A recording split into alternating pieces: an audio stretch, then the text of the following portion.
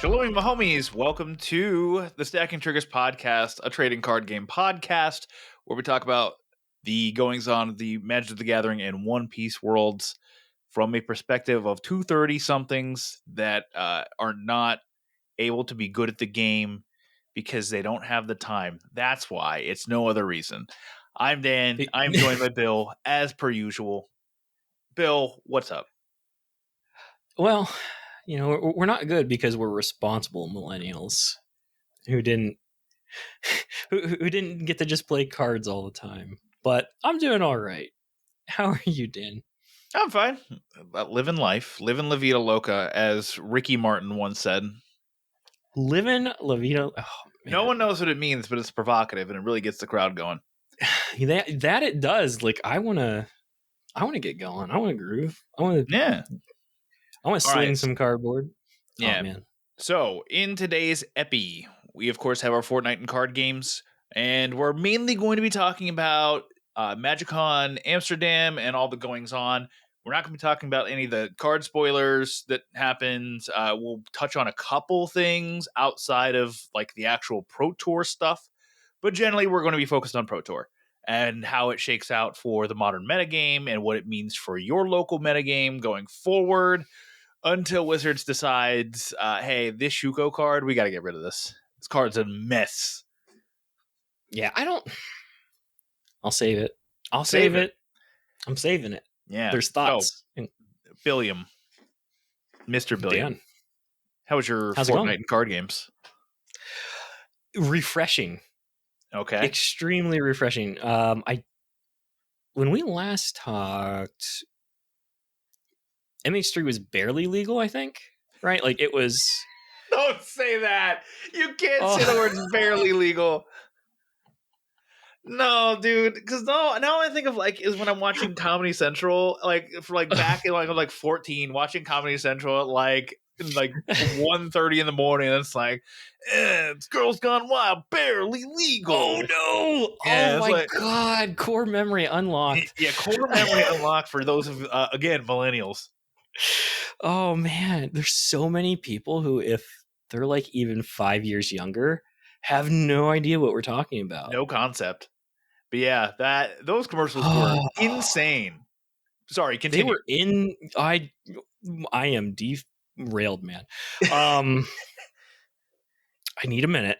Yeah, hold on. That's fair. Thinking about the barely legal girls. Yeah, no, the ad is playing in my head now. Yeah, it's rolling, bud. Is that stupid? The stupid graphic overlays. Yeah. Oh my god! It was like sometimes it was blurred out, and sometimes it was letters like "whoa" and can't show you that. Can't show you that. Yeah. Oh my god! I have not thought about that in a long time. Fortnite and Magic, though, it's been refreshing. Like I was saying, I'm gonna skip the rest of it. Yeah.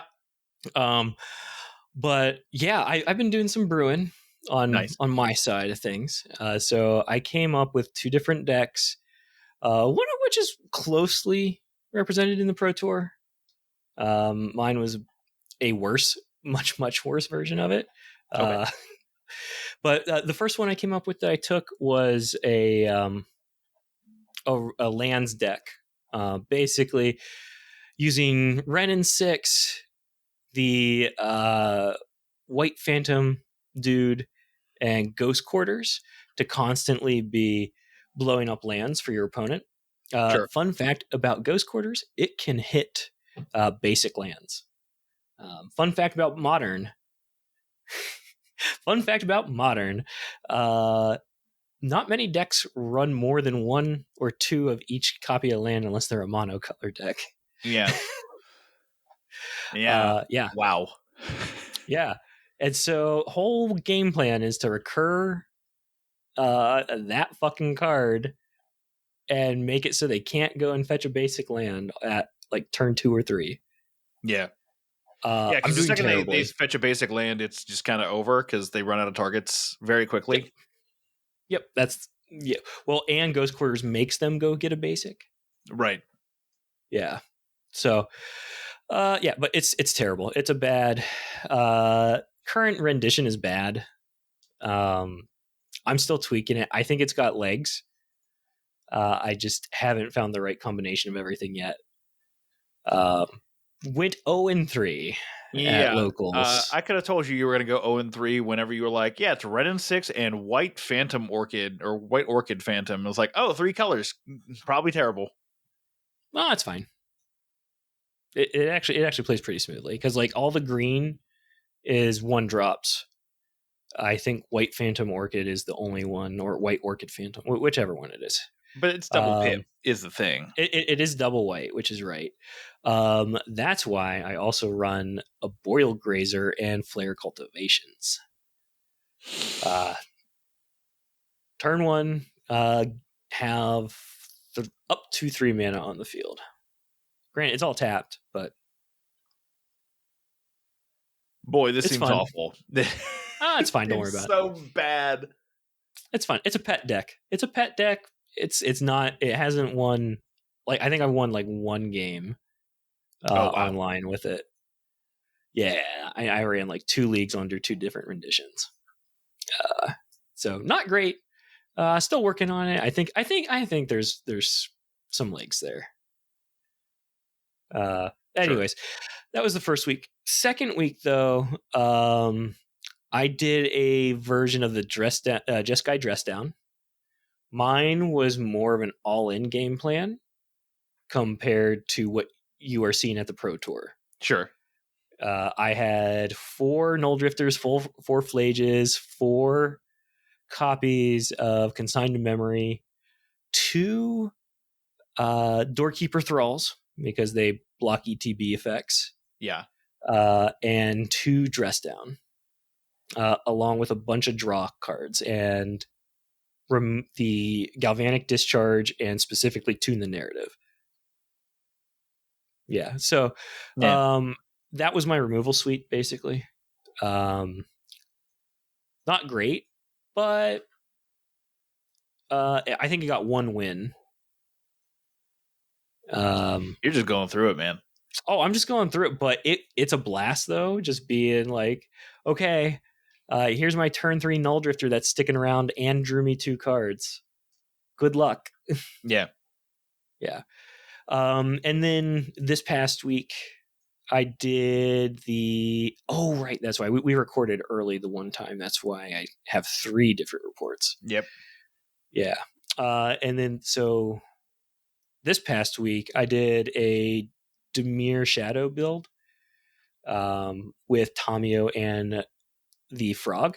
Yep. The Psychic Frog. Mm-hmm. Got to Ultimate Tamio, draw 21 cards, and pitch my whole hand to the Frog for lethal. Nice. We love that. It was fantastic. Very fun. Got 3rd in an 8-person weekly. So 15 doll hairs to my name. Not bad. Yeah. But that was it. That was my Fortnite. Been playing some Legacy. I've been doing the Tuesday night challenges because that's when D&D is, and I need to be doing more than 1 game at the same time. Sure. And so I've been doing the Tuesday night Legacy challenge. Not challenges, preliminaries.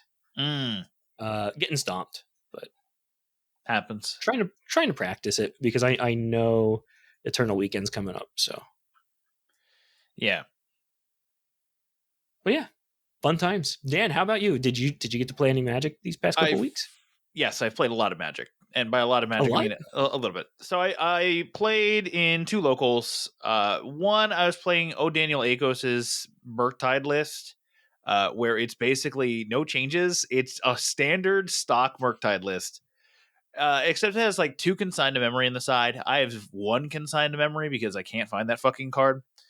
I finally ordered it online, though. I got some Snapcaster Mages, and a Galvanic Discharge, so that way I can finally fill out that play set if I ever want to move in that direction. So I went 201 with that deck. Like, I just... Yeah. It was Murktide as I knew it. So I was like, yeah, this is great. I love this. And depending if like everybody at your store is like moving towards the new meta, is going to do a lot better, in my opinion, than like against Yogg or Titan. Yeah. No. What In I my can't even. I opinion. can't even remember what I faced. Like they were just like decks that didn't do anything. And it was like, oh, you just don't do anything. And it was like, so we get to like round 3 where it's like I'm 2-0 and then one other person's 2-0. They're playing Nadu comp, but I'm like, I kind of want to play this, but it's also like I'm good to just split like the $30 of store credit because I want my One Piece pre-release to happen for free basically at the store. So, Right. I just took the split, but I did want to play the Nadu deck and just see like what the fuck is going on and if I have a decent matchup into it with that variant of Murktide. And then I feel like it would be could be Maybe. maybe.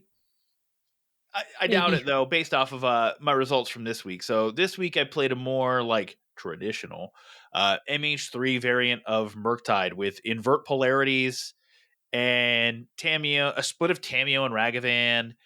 And because Dan, not big fan of Tameo in the Murktide deck, it's like, well, this puts on zero fucking pressure all the time. Like this is just like, I'm getting value, and it's like, cool. That's what the deck didn't need is, well, actually that's not true. The deck does need value, but the deck also needs pressure. So Mm-hmm. like, Ragavan produces pressure. However, in our current meta landscape, there's way too many creature combo decks or creature decks, like or little shitter decks that have like the worst things. Yeah. So like Ragavan has just become not very good in this current meta, which like sucks. But I've had a good run with Ragavan. Like, Yeah. you know, it was already falling out of favor against Yawgmoth. Um, having Mox Grazer come into play on turn 1 for your Amulet opponent, and like they go, all right, land Grazer, and you're like, well, this Ragavan doesn't do anything for the entire game. So A boreal grazer. yeah, Mox Grazer. Sorry. I've It, never heard it called Mox Grazer, and I got super yeah, confused. because it cheats in a land. Okay. So it sets Titan up to do its thing. They do But their thing. yeah, so once the consigned memories come in, I'm going to be playing like a slightly different list. I'm also on to just 4 Tameo, not a 3-3 split, or I was actually running a 3-2 split of Ragavans to Tameos, and it just didn't feel very good. Like the Tameo felt fine whenever it, like was there. I flipped it one time. Invert polarity hit one thing. It was a brain surge. Someone plays fucking brain surge, and then I'm like, all right, I'll What? just draw 4, put back 2. I don't care. What? And that was cool, but so I only played 2 games with the Murktide deck because it just didn't feel very good. Yeah. I played against Zoo round 1, and Zoo is like, you don't do anything against Zoo generally. If you're beating Zoo, it's because like you have enough dress downs that it matters, but I don't know. Yeah. I didn't have enough dress downs that it mattered. Game round 2 was against fucking Jeskai Binder.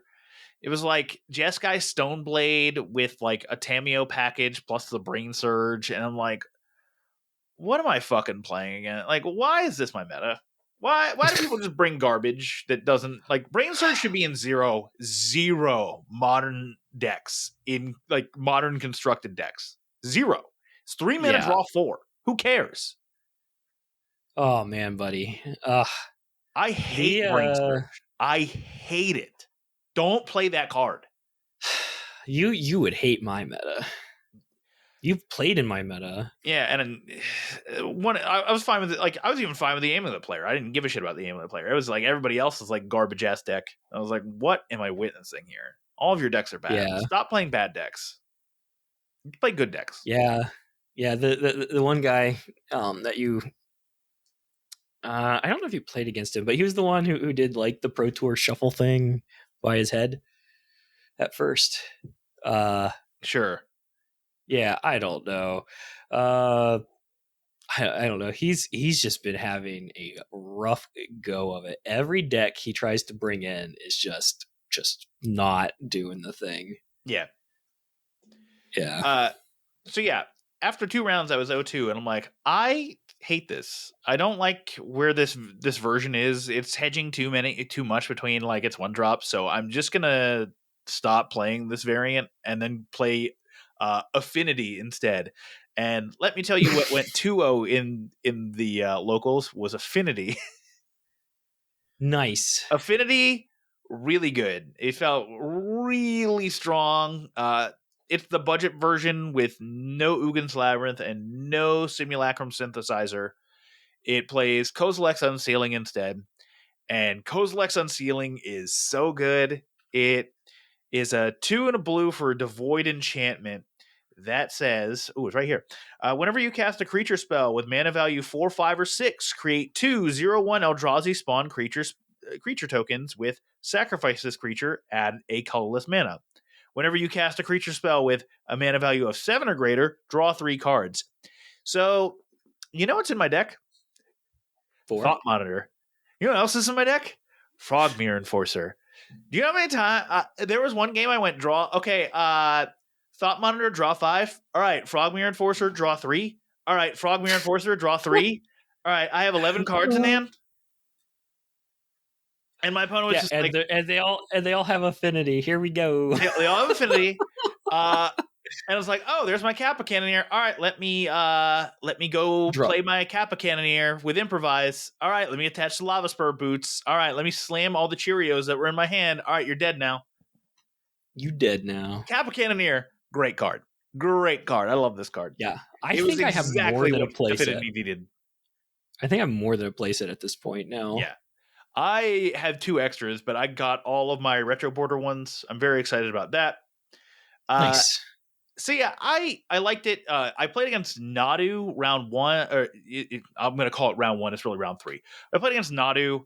We went to time, and this is why, when we talk about Nadu a little bit later in respect to the Pro Tour, I'm going to say some strong things about the deck, and it's mainly because, like, man, if you thought Amulet took turns that took forever, fucking Nadu takes even longer, and it for a pace of play, it's not healthy. I mean, maybe generically the combo and the whole way the deck plays is not healthy, but the pace of play at the very least should not be like this. A certain special person commented on how long the tour was, or the Pro Tour was taking, because somebody called them out. They're the person getting the award later.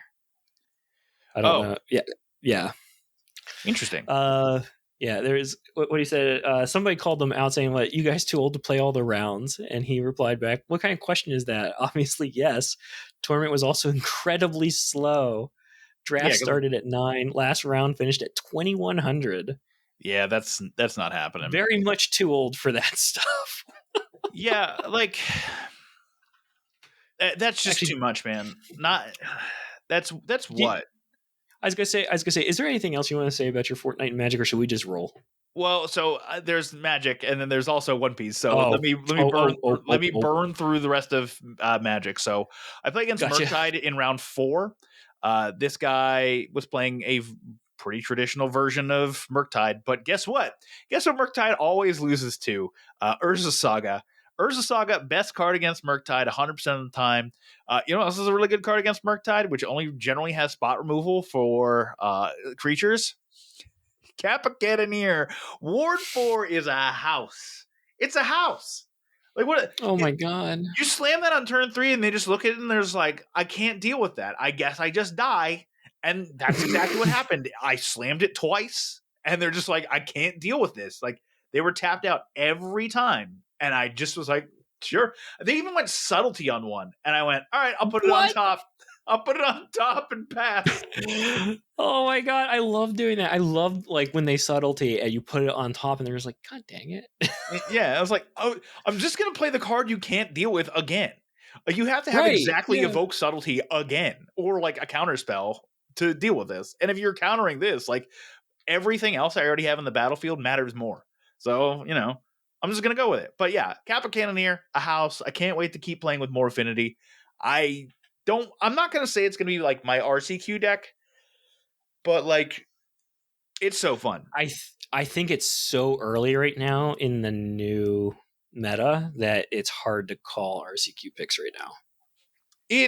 The side deck currently in its current configuration, I went off of Andrea Mangucci's budget build that he posted to his YouTube. His build was playing 4 disruptor flutes. I went with 3 disruptor flutes and a pithing needle because I just wanted something that I could target with Urza Saga for like the Nadu combo. And disruptor flutes and pithing needle all came up against the Nadu combo. Like I disruptor fluted Shuko, or no, I disruptor fluted Outrider in core because they have their Chord of Calling, which can easily go get the Outrider. So I'm like, all right, I fear that slightly more than I fear the Shuko coming down. And then when I got into the Pithing Needle, I'm like, all right, now I'm gonna play this on Shuko. So like that stalled the game out so long. Is like, and that's also part of the reason why I was like upset. It's like, bro, you have a Shuko and an Outrider on core on Battlefield, and like you can't Why do are you anything. not trying to do the thing? Yeah, why are You you can't doing like the thing? why are your turns taking so long? This makes no sense to me. Yeah. Like the only thing I don't like about the core rider is you can activate it on gosh darn upkeep of your opponent. You I sure don't know can. if he did that to you or not, but He tried. I think. Well, actually, he didn't try because like he got there in game 2. Like game 1, I just like Kappa cannoneered him, and he had nothing going on, and I'm like, and he, I don't know, I didn't like his mentality. Like I was just like, man, I love Affinity. After I went like Kappa cannoneer, swing for like a million, and he's like, yeah, but I just had like nothing going on. And it's like that's cool. I don't care if you had nothing going on. You just got Affinity. Like, why did you keep your hand if you had nothing going on? yeah, if you had nothing going on, why wouldn't you mulligan? Like that deck should, in theory, mulligan pretty well. Although he was on a 4-color variant, and I don't like the 4-color variant. I just from that one game, I was like, why are you playing a 4-color variant? Like he went like Yeah.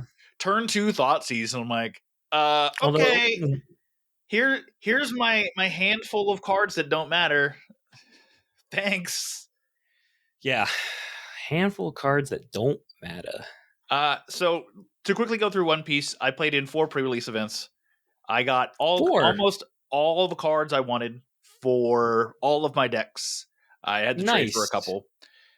I think I combined like what? 4 and like 7, 4 and 8, something like that. No, it was more than Wait, that. that was your But record? oh yeah, as a record. Because like Okay.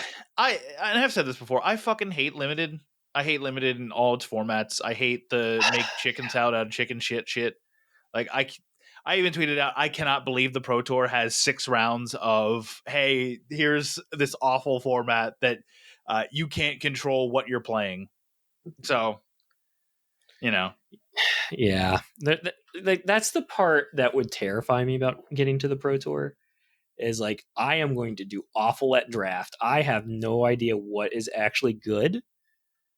yeah, Because, like, you know, the times I pick all the flyers, hey, I did terrible because people just had removal somehow. Like yeah, everybody decided to play removal. Okay, let me pick something that's more controlly. Oh, everybody's aggro. F me. yeah. So yeah, I know we've said, and we've talked about it before previously, like on prior episodes where we talk about Pro Tours, but it's like if you do badly in the draft portion, you're just not making it, man. You're just not getting to top 8. You're just gonna struggle to Yeah. even get anywhere. Like when people are like, "Oh, this player had like this modern deck," and it's like, and they didn't do very well. Like they didn't get to like top 64 or whatever. And it's like, all right, well, what was their draft record? Because that matters. Like that matters so much. Like if it was just modern, the results would be so different. And I know like that's the whole point of like testing a player on the Pro Tour is like, let's see the Masters of Limited and the Masters of Construction combined. Like let's see this together. Yeah. I get Yeah, that, who's but actually really good? Yeah. right, who's actually really, really good at this game, and also a bit lucky when it comes to the draft portion, because when in draft you have to get a little fucking lucky. Sorry, it's true, but yeah, I have nothing to say about Sealed. I only played pre-release to get cards for cheaper. I spent $120 to get almost all of the cards that I needed, and I did it. Versus $120 to buy a box, which I would have gotten none of the cards I needed. That's Oh not true. I would no. have gotten some of the cards I needed. Buy So singles. like do they buy singles? Do they pump the pre-release boxes up with more of those cards somehow, or I'm trying to understand like why, like the I logic didn't here. I didn't need very much. I needed like three of the Egghead Luffy's, and I needed four of the purple Sanjis. And I got two of the yellow Luffy's immediately. I got two Sanjis, so I was like, all right, I'm good with just two. Like the build that I've been playing with a bit has two. Well, Huh. then in one of my pre-releases, my last pre-release, I pulled Alt Art Yellow Luffy and Alt Art Sanji. And the person next to me says, after the event, I want those. And I'm like, okay. Pre-sale prices on those were $135 total. Whoa. Which, like, man, I just like I picked up like two more yellow Luffy's and the two Sanjis that I needed, and then like I built the jewel. I got like pieces for Jewelry Bonnie Yeah. just cause I could, and I was like, all right, so I have Jewelry Bonnie almost done. I need one card, Dang. but Yeah. so yeah, so Tuesday I go to my store. They're doing the weird EBO1 is legal, but the ban list is also legal format. This format started on July 21st and goes till July 28th, or sorry, June 28th, June 21st to June 28th, when OPO7 is legal. And I hated it. I hated it. I didn't care. I was just like, this is a 1 week thing. I'm going to play a deck I've never played before. I played Ace. I hated it. The deck sucked so Ugh. bad. It felt so terrible to play. I'm so I yeah. came So home and sorry. immediately unsleeved all the cards that were for that deck. I was just like, I don't care. This fucking deck blows. Oh gosh. I did get to play against somebody in round one because they were like, hey, I have an OPO7 deck. Do you just want to play OPO7 for this round? I'm like, absolutely. So I played them with Perona and beat them with Perona. Perona's a good deck, although I think it has consistency issues, like the way it's supposed to be built. Or maybe I'm just playing it wrong. Maybe I'm playing the early game wrong specifically. But it just doesn't, like, I don't see enough of the cards, and like its searchers are its 2K counters, so you kind of Hmm. don't want those to be what you're using to search, but you Huh. kind of have to. But it's what it is. And then we went to Friday local at a different store and played some OPO7, and I was on Red Purple Law. I went 2-1. It was originally supposed to be a case tournament, which is the main reason I was going. A case is 6 boxes, by the way, everybody. Uh, Wow, that's a lot of cards. yeah, so I would have assumed that like first gets 2 boxes, uh, second and third get like 1 box, and then like or no, second, third, and fourth get like 1 box and like maybe some additional sweeteners, and then fourth, fifth, sixth, and seventh would get like half a box or whatever. Yeah. That'd be the breakdown. Unfortunately, only 6 people showed up, so they just moved it to a box tournament. So at 2-1, Bill, I was good for third place.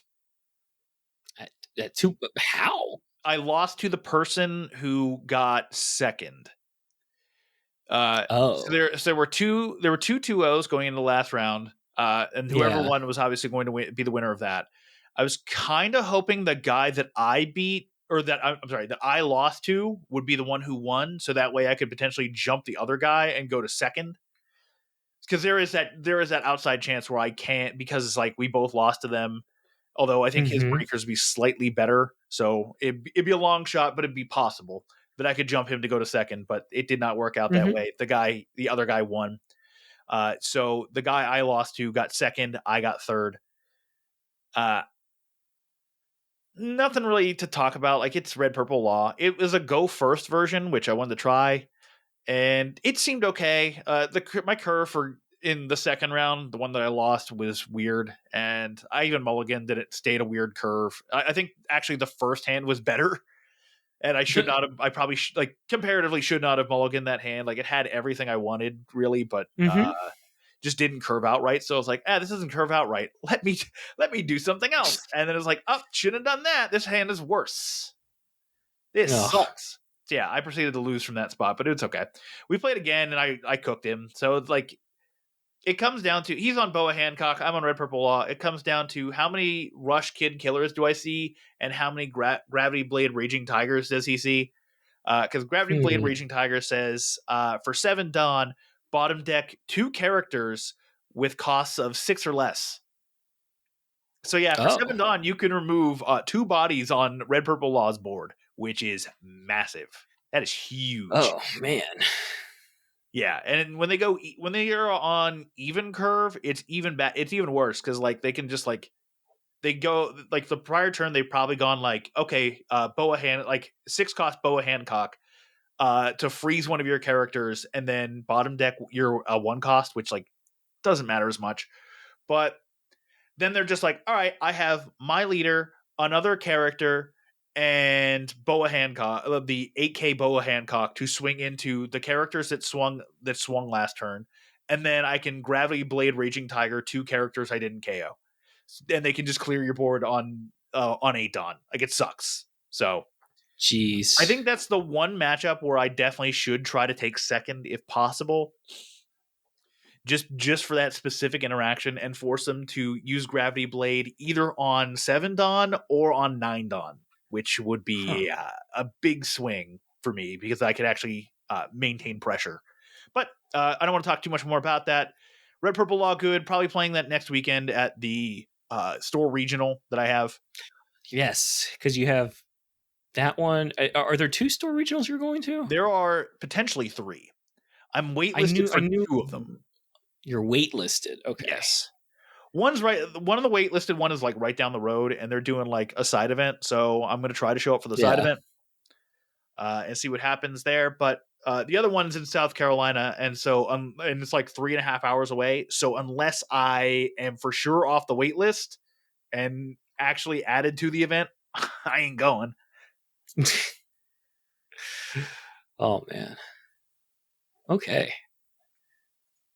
All right, so that's it. That's my Fortnite card games. Let's talk about the Pro Tour. The Pro Tour. Boop, boop, boop, boop. All right, Bill, give us the modern metagame breakdown. This is the stuff we care about the most. We, as in you and me. You, me, and like other spiky people. Yep. So the meta game breakdown, I like had it for a second, and now it's like I lost it. It's in our Discord chat. You can probably cut this out. I'm just bullshitting now. Hold on. Or leave it. That's fine. Okay, here's the breakdown. Number one, actually, yeah, I'm going to go from the bottom up. Yep. Make it a little suspenseful. We have at 2.5% Gorilla Eldrazi's, 2.5% Jeskai Dress Down, 2.5% Mono Black Grief, 4.9% Jeskai Wizards, 5.3% Boros Energy. This is like all decks that we really haven't seen, right? Yep. Like these are decks that are newer. That's kind of the first half there. Next, here we go. 5.3% 4-color Nadu. Then we got 5.8% Eldrazi Tron. I almost want to rename that. 7% Mono Black Necro. 9.1% Jeskai Control. 9.5% Ruby Storm. 20.2% Bant Nadu. So if you're counting Bant Nadu and 4-color Nadu as like a single archetype, which I think you should because they both win the same. You should. They are 25.5% of the total meta, which is tied for the rogue decks. The rogue decks are also 25.5% of the meta. That's Okay, true. I was saving that for last. Yeah, The rogues. that's a good poll. I didn't think about that. So, Yeah. let's talk about top 8, and then we'll get to there's two decks Sure. that we want to talk about that I think we should talk about after we talk about top 8. Yes, let me find that top 8, which I, of course, somehow lost. How are you not in our Discord chat where those links are back to back? Oh, are they seriously back to back? They Am I are just that legitimately dumb? back to back. I'm staring at it Wow. right now. Because oh my god, am I an idiot? I'm just gonna go to the Play Magic Twitter because they have it This man. somewhere. I am terrible. This is after round 15. So our top 8 is Noah Ma, Yep. Ellie. I don't even want to attempt to pronounce his I like last name. Cassis. Yep. I also have a really hard time just not calling him Eli. That's fair.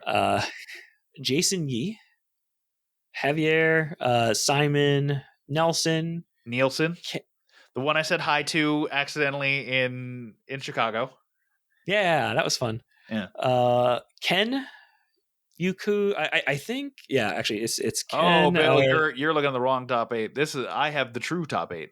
Oh, you have the true top 8. I do. Oh All my right. So it's gosh. Noah Ma, Ili Cassis, Jason Yee, Javier Dominguez, Simon Nielsen, Samuel Pardy, Seth Manfield, and Daniel Gottschall. I think that's how you say his name. I'm sorry, Daniel. So of that top I 8, am butchering things. we have 4 Bant Nadu, 1 4-color Nadu, 2 mono black Necrodominance, and 1 Jeskai Control. Notably, Bill, missing from that, Ruby Storm, which made up 9.5% of the metagame. Yeah, I thought there was gonna be a way better showing in the top 8. There was a tweet before the Pro Tour started. Did I send it to you or did I send it into the group Discord? I think I sent it into the group Discord. So that was that, like, I don't know, people were suspecting like a 60 something percent win rate, and it ended up only being like a 20 something. After day 1, it was 33%. 33. That's it. Okay. I don't know. Yeah. I didn't see any day 2 stuff, so I have no idea if anybody playing Ruby Storm even made day 2, which would be crazy. That would be genuinely I'm insane. sure some of them did. Unless they are all just bad at draft. Yeah, I mean, that is possible, but They are playing Ruby Storm. they are playing Ruby Storm, which, like, again, weird. Because this was like that was a deck that before the event, people were being like, what It do we was got to so hit? hyped. What do we got to hit with this deck? Let's get this out of here. What do we got to do? And we Yeah, come out of the Pro people are Tour saying, crazy. maybe this deck's not that good. I don't know if it's that the deck's not that good. I think Nadu is just better. That's fair. Grant, Ruby Storm has like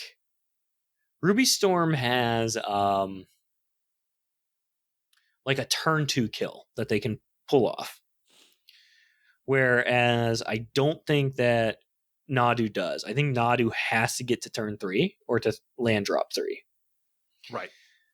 And so with that, so that would mean either Ruby players just didn't do well, or Nadu was bringing in things like Veil of Summer, so they couldn't actually be hurt by anything. Right. Interesting. Yeah. So, yeah, with Ruby Storm kind of going in pretty hyped as like one of the best decks in the format. And obviously people looked at that, like looking at that metagame, like 9.5% is no slouch when it comes to a metagame share. I don't want to say I'm concerned for Ruby Storm because, like, for all we know, it could just be a bad tournament with bad matchups. It could have just had some god awful matchups for all we know. But looking at that, I wonder if some of those pieces are going to start being a little bit cheaper now because, like, raw Monsoon Mage is like sitting around $20. You know, Yeah. that'd be nice. That'd be nice to pick up a I playset for a little bit cheaper. so I bought the what's her face? Jaya Secret Lair. It had Pyretic Ritual in it. That Ooh, was $25. yeah, I was able to trade it uh, for a Tamio. nice. Yeah. All right. Obviously, the big story of the tournament, though, is Nadu itself, the Nadu archetype. Bill, I alluded to it earlier. Shuko ban next week. Uh, so this is why I'm thinking it's Shuko, and I think everybody is right in thinking it's Shuko. Looking at Wizards' history, they don't want to ban a new card, so they're going to ban the thing that enables it, meaning that they're going to hit Shuko, and then ultimately probably have to hit the core creature or whatever. Although I do think that the creature is a lot easier to interact with than Yes. the Shuko equipment. The Also, it's not tutorable by a land. Yeah, the deck still does seem like it's able to get to Court of Calling Mana very easily. It kind of runs like the Yawgmoth mana suite of Delighted Halfling plus Wall of Roots. Wall of Roots being able to Stonewall any kind of like mediocre creature. That's why I was talking about with Ragavan. Ragavan's gotten Yeah, a little bit worse, mainly because like that Yawgmoth package was what was stonewalling Ragavan in the first place, and now if it's going to wind up being in more yeah, decks, yeah, yeah. So I think they're going to hit that. There's also precedent for this kind of a thing.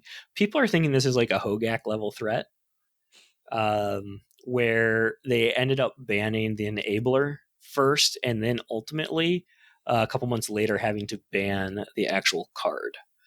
So just based off of Wizards mentality, this is what people are thinking. Mhm.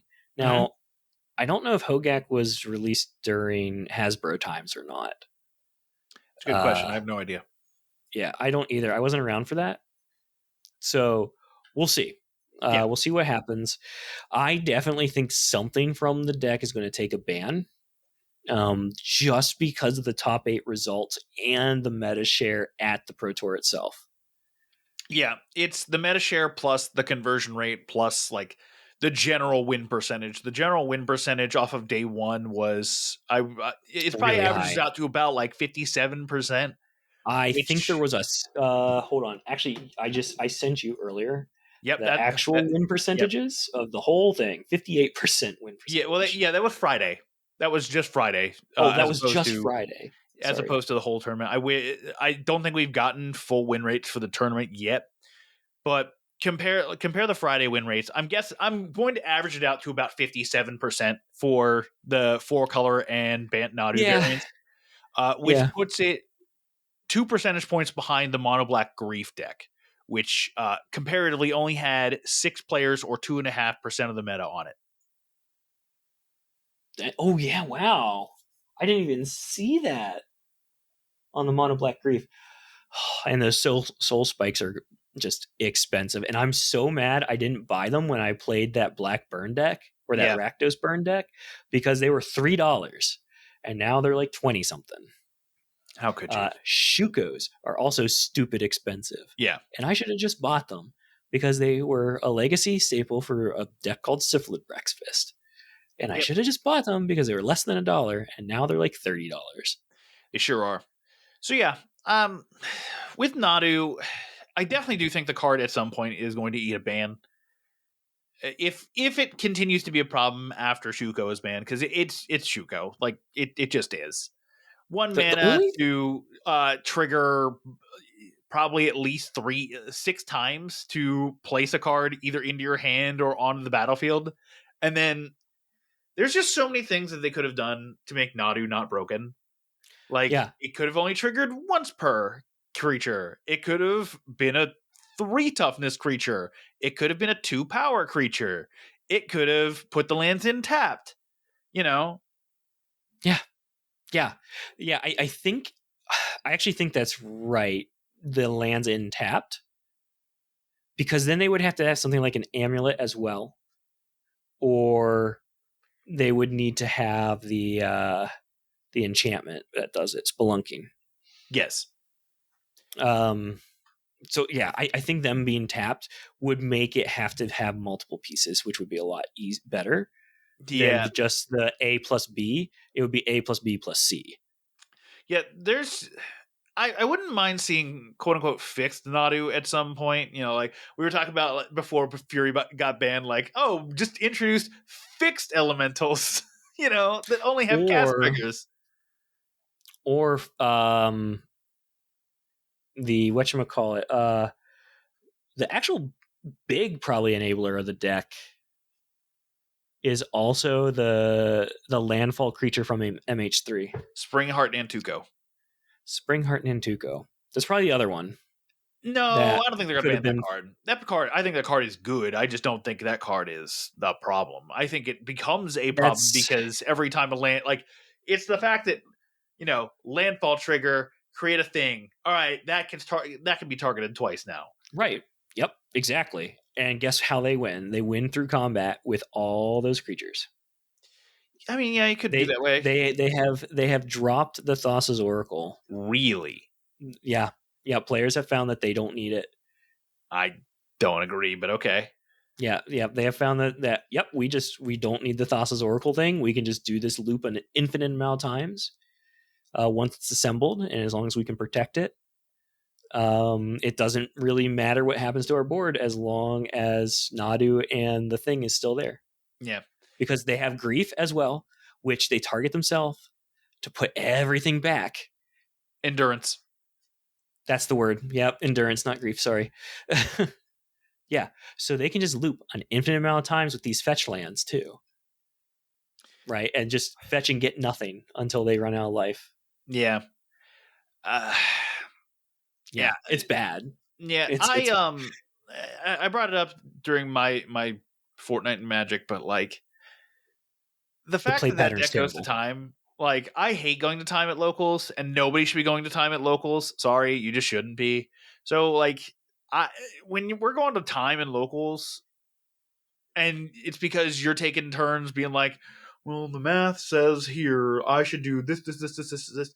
No, I can't do that. Let me do this. And you're taking 5 minutes a turn cycle to do that, and it's just Yeah, like, just stop. Just stop playing the deck. yeah, Go online, play the deck that way, and then learn how to do it in paper. Just, you know, I know that I've said before that locals is for learning, but like, come on, man, don't trap me in a 55-minute match because you decided you want to play Nadu. yeah, yeah. It's hard. It's and just even watching the pro tour, because I did watch a lot yesterday. I watched a lot today, and anytime there was a Natu match or Nadu, oh my god, a Nadu match, my eyes glazed over, because as soon as they got to turn 3, I knew like, okay, I might as well go make a cup of coffee or something, because they're still going to be going through their deck. Yep. Like literally, I bet people at the Pro Tour could just F6, like put that piece of paper that says F6 out there, walk away, and then come back, and they would still not have finished their stuff. I gotta tell you, I didn't had to use the bathroom towards the end of that game, and I thought about just like going like, all right, I'm F6, bro. Like, see Yeah, ya. yeah. I'm going to the bathroom. Just do your thing. Just do your thing. Yeah, it's ridiculous, the just how boring it becomes to watch that. It becomes a game of Commander. Yeah, yeah. I think that's where my ultimate problem with the deck is. It can, for all I know, the deck is broken. Like, for all I know, the deck just is like can be and will be unstoppable. Maybe that's the case. Maybe that's not the case. Coming from a fun factor where I just have to sit there and watch you do this and like do these 10-minute turns that actually don't do anything because, like, you know, I brought it up before. I have Disruptor Flute plus Pithing Needle. What the fuck are you thinking about? Like what? Yeah. Like what could you possibly try to do right now? And Yeah. I'm still waiting 5 minutes for you to just determine your turn. You know, and RCQ's and be like, Judge, this guy fucking can't do shit. Can we move this along? Can you make him move? Yeah. Yeah. Because Well, yeah. yeah, so like that Also, is there's ultimately the problem with the deck. Is like it was also my big problem with 4-color with beans is that these decks that just drag out the game as long as fucking possible and then go to time, it makes nobody excited to be there. No opponent is yeah. excited to play against a deck that basically stalls to time every game. Yep. Now, the only time, like, as long as that's not its main tactic, right? Like, because I did see a mono black Necro match against Nadu, and they went to time, but it was super interactive from the Necro player side. Yeah. Like they just kept like having answers for stuff, and that's the thing. I don't think people are understanding that with this new meta, with it being creature heavy, decks like Murktide, Dimir Shadow, like I think these decks are going to do a lot better. Interesting. Because they have answers for this stuff most of the time, right? Because what your Stern Scolding, right? That hits the bird. Nope. Stern Scolding's 2. That's when I said No, wait, no. Power or toughness. I thought Natu was a 2/4. 3/4. Oh, Jesus Christ! Right. That's what I'm saying. Is like if Nadu was a 2/3 and had all these abilities, I'd be like, go for If it. it was a 2/4, if it was Or a 2/4, because then it's the same stats as Yawgmoth, and I just go, all right, Stern Scolding. yeah, Response. yeah, it had to be a 2/4. Yeah.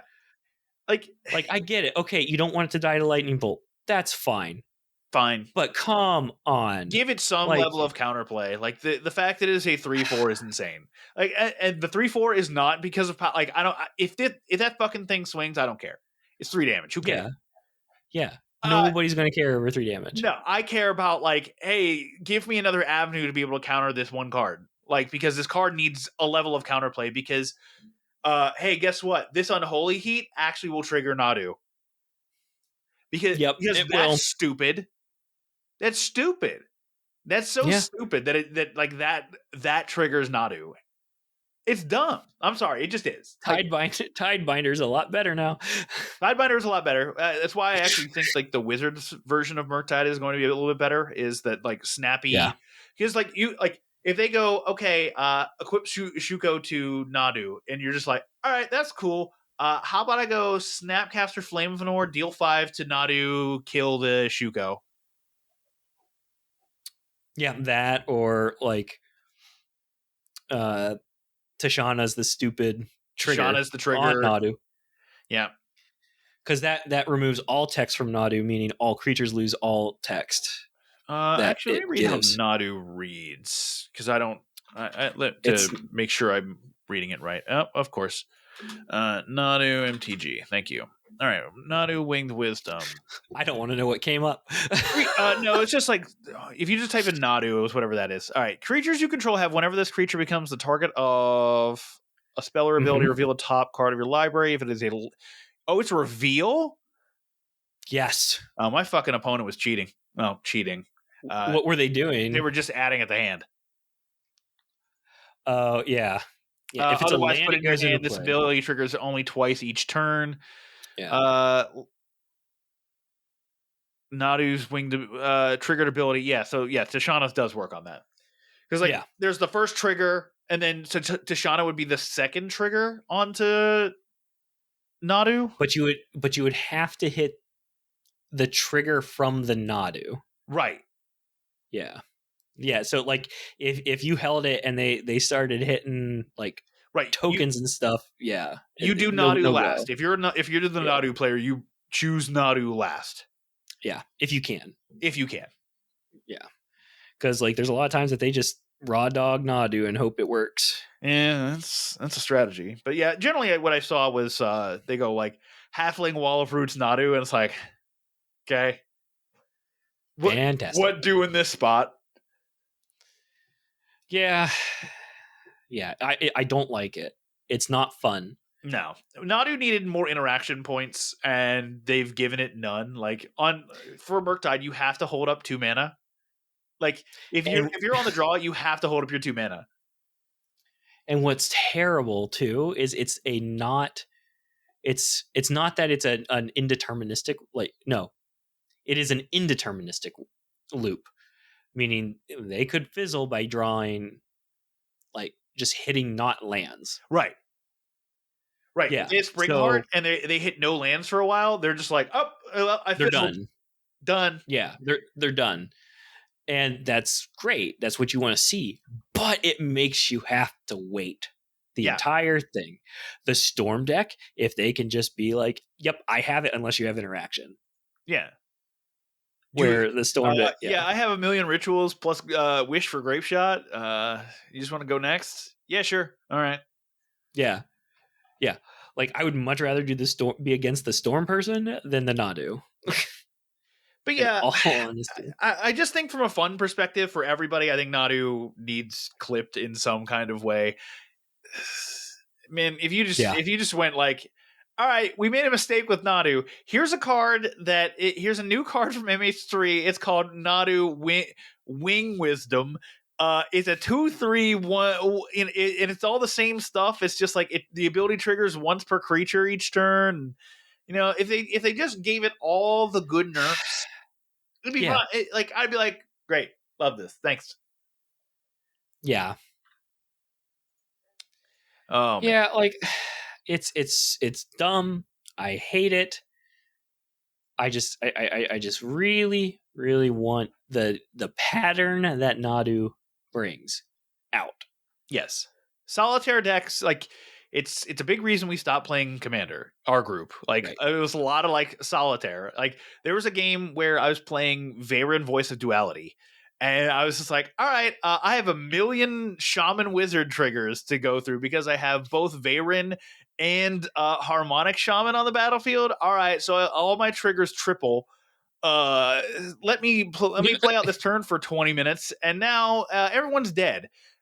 But remember, that was also everyone's dead. At the end of the whole thing, everyone's dead. Yeah. It's the big thing to remember.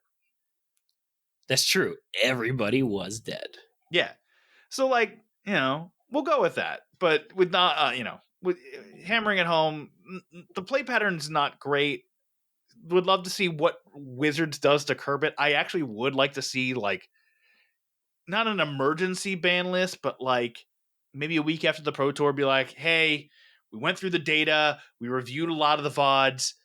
Our competition team feels that Nadu is in an the entire Nadu deck is in an unhealthy position, so we're banning, Shuko and maybe Outrider Encore to make it so that way, like, all right, you can't just have like your free equips every time. Right. You have to spend a mana. Maybe you're playing Lava Spur Boots now to equip for 1 or whatever, or some other kind of like target trigger. Yep. Yeah. There. I wonder if there's a Storm card that'll allow you to. Oh, I guess you could. Yes, there is. Groundswell, I think it's called. Okay. We'll look it up later. Groundswell. All right. So also at the Pro Tour. Oh, it's not Groundswell. It's something else.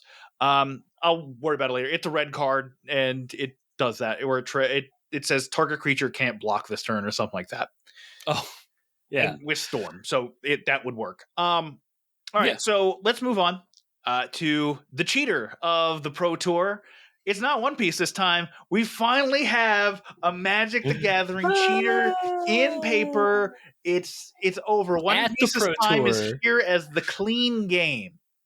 The clean game. But we do have a cheater every week, Dan.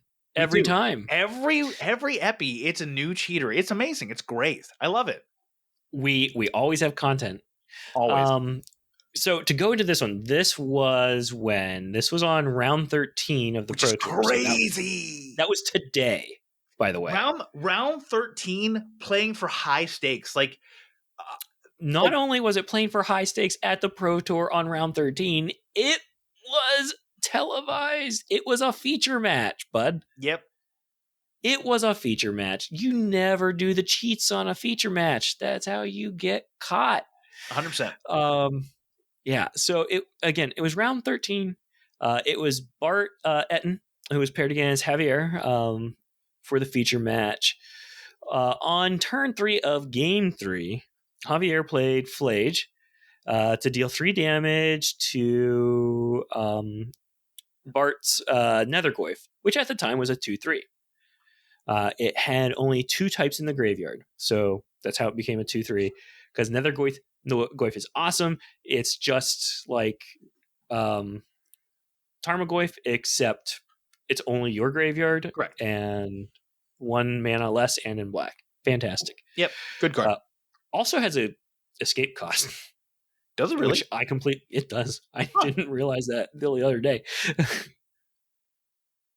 It's fun. Terrible escape cost though. Anyways, in response, Bart played Not Dead After All, targeting Nethergoyf. He tapped it and put a Wicked Roll token onto it, indicating that Nethergoyf had died and had been returned to the battlefield by the spell. However, Not Dead After All was in the graveyard as the 3rd card type, so Nethergoyf was a 3/4 when Flage's trigger finally resolved, meaning that Nethergoyf never would have died and should not have received the Wicked Roll. This did end up being impactful to the game. And this issue was raised to staff during round 14, and the head judges for the event. Yeah, this was probably raised by mods in Twitch chat. Being probably like, mods in Twitch chat because Twitch chat was probably losing its mind. Yeah, Twitch chat was probably going crazy. I don't know. I was watching on YouTube because it's a lot. I don't have ads. Yeah, that's right. And I'm not subscribing to Wizard's Twitch account to not have ads. Just get Discord Nitro. Or not Discord Nitro, Twitch Nitro. For $15 a month? No, thank you. I don't watch enough Twitch for that. I watch plenty of Twitch for that. So, but the footage was the footage had been reviewed, and after they interviewed both players following their round 14 matches, it was determined that the investigation against Bart the determination of the investigation was Bart had intentionally committed a game rule violation. So he said something during their interviews to say it was a game rule violation. As the result, he was disqualified from the event, and round 13 match was reversed as part of this ruling. I don't know what kind of voodoo math they had to do to figure out standings and statistics after that, because this round 14 concluded when they did the interviews. So what happened? Yeah. What happened to those standings? Yeah, because generally, I don't know if it was the case for this time with the Pro Tour, but generally, the way the Pro Tour works is they pre-record a bunch of matches first, and then put them out, and so that way they don't have really like any dead time, and then they will play the Pro Tour so like it was probably round 16. So it says here. I know it says it was round following 14, the round 14, but like still, I don't know how they retrified this. Ooh, actually, you know as what? far as standings, I wonder if a spotter noticed it while reviewing footage for round 14 and or like for round 13 to put up on like an editor. Yeah, and the editor was like, "That's not right," and then brought it up, raised the issue to the head judge. That's entirely possible too. Have your editors be passionate about the game as well. Very true. Very true. So this is crazy. In that insane. First and foremost, it happens in round 13 of the Pro Tour, which is you have 3 rounds left on the whole event before you cut to top 8. 3. This is a very important. It's a huge round. Like Javier Dominguez got top 8. And hopefully this was neither of their winning ends. It was definitely not Javier's winning end. Javier, I think, was 13-3. Yeah, Javier ended the day 13-3. So at that point, he probably had been like, he was probably on the ropes and probably felt a lot of pressure. Yeah. So there's that. There's also the issue of the issue of the match being reversed. People I saw on Twitter being like, I've never heard of a result being reversed like that ever. Yeah. which that is also interesting. But the most interesting part about this is that Bart Van Etten is apparently a serial cheater. Cereal.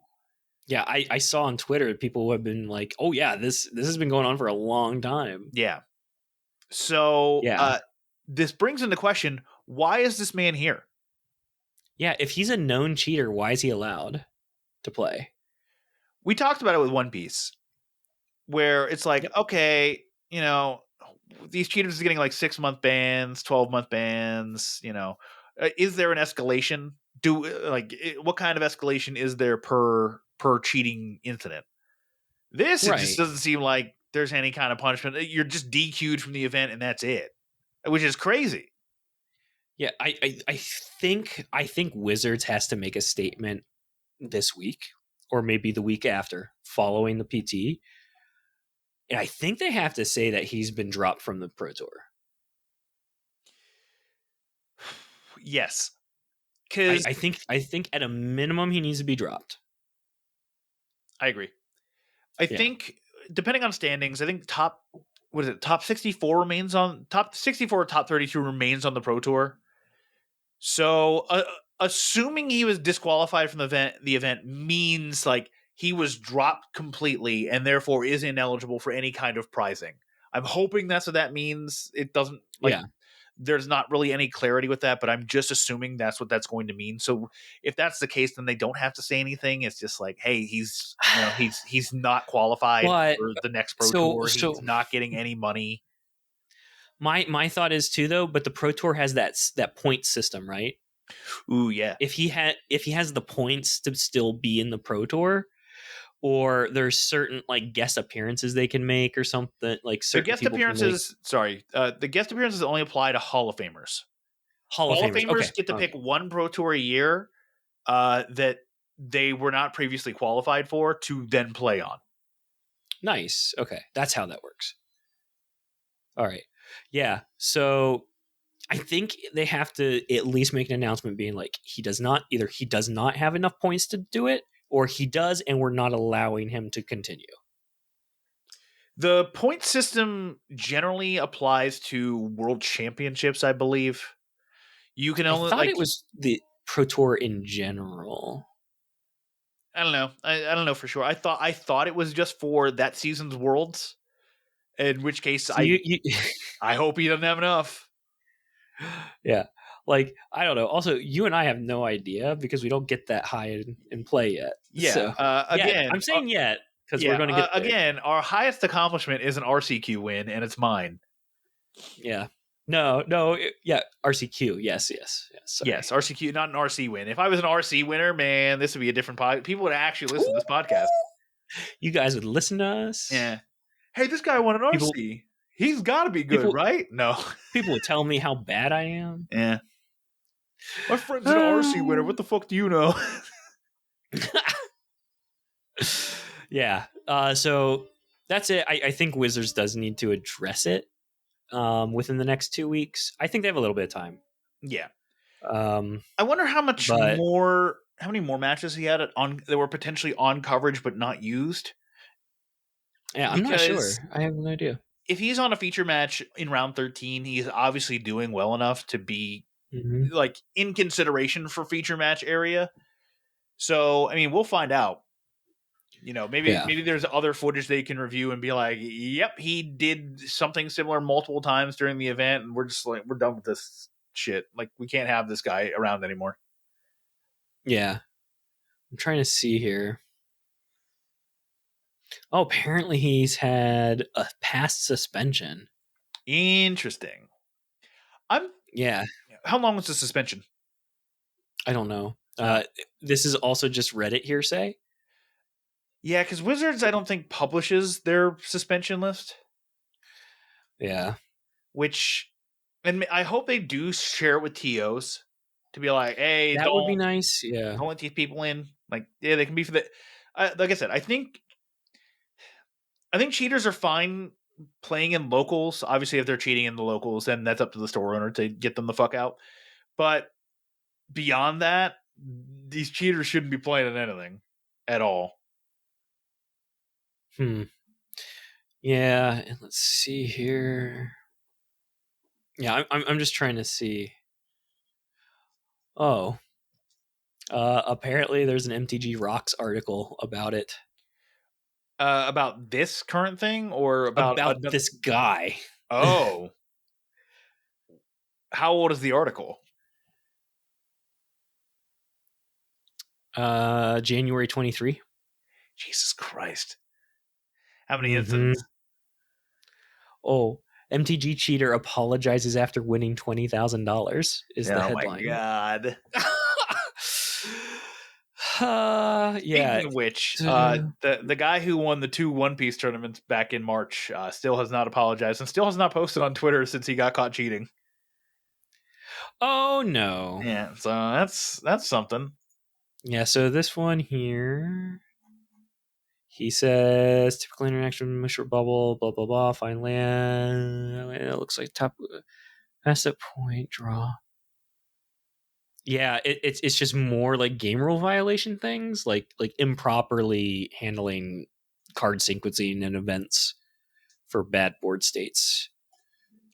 And you're not Yeah. getting to the Pro Tour without like truly understanding board sequencing. So like, there's Yeah, like it's intentional, like drawing a card. Like it seems like maybe he drew. Like I'm not reading this right now. This is too much. that's fair. Um, I just didn't know if like it broke down like here's how many of like incidents Bart Van oh Etten has had. no, you'd have to go look up a bunch. Maybe MTG Rocks like has a page on him because they do have his name highlighted. Yeah, that's fair. Oh no, that's just his Twitter. Yikes. Who wants to Yikes go is follow Bart right. Van Etten after this? Hey Bart, you fucking cheater. Let's look at the replies. Oh, last post was May 25th. Yeah. Oh, okay. Interesting. Anyways, yeah. So we have done that. Yep, that's it. That's the cheater. The final thing is a bit of bittersweet news. It's the Kai Budde Award. So this is the Kai Budde Award. It was just known as the Player of the Year Award. However, I didn't watch any of this, but Kai Budde apparently came out and was like, "Hey, everyone, I unfortunately have been battling cancer for like the last like few years, and I got a Oh prognosis that damn. it's become worse and it's now terminal.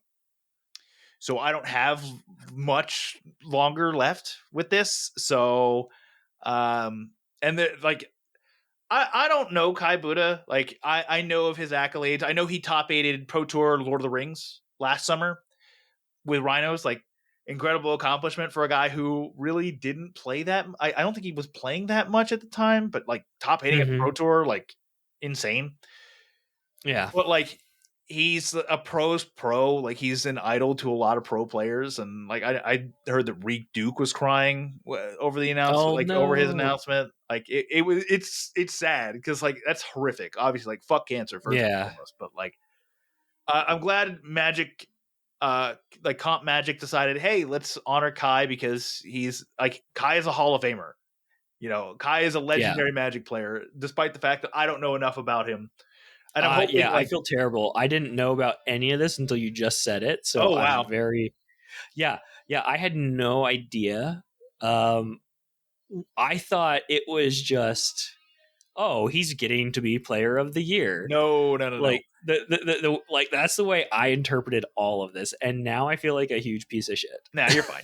You're legit. Like there is a whole bunch of Magic history that we just haven't experienced, being like relatively newer players in competitive scenes.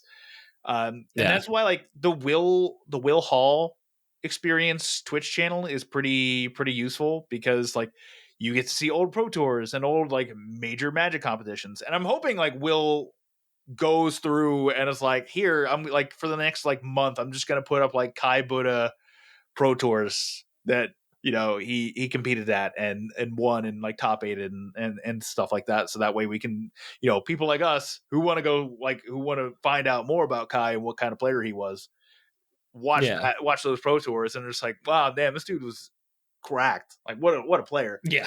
But yeah, good on competitive Magic, the Magic competitive scene to honor a Hall of Famer like this outside of just the Yeah. Hall of Fame. Yeah, that's fantastic. I'm glad that they're doing this for them.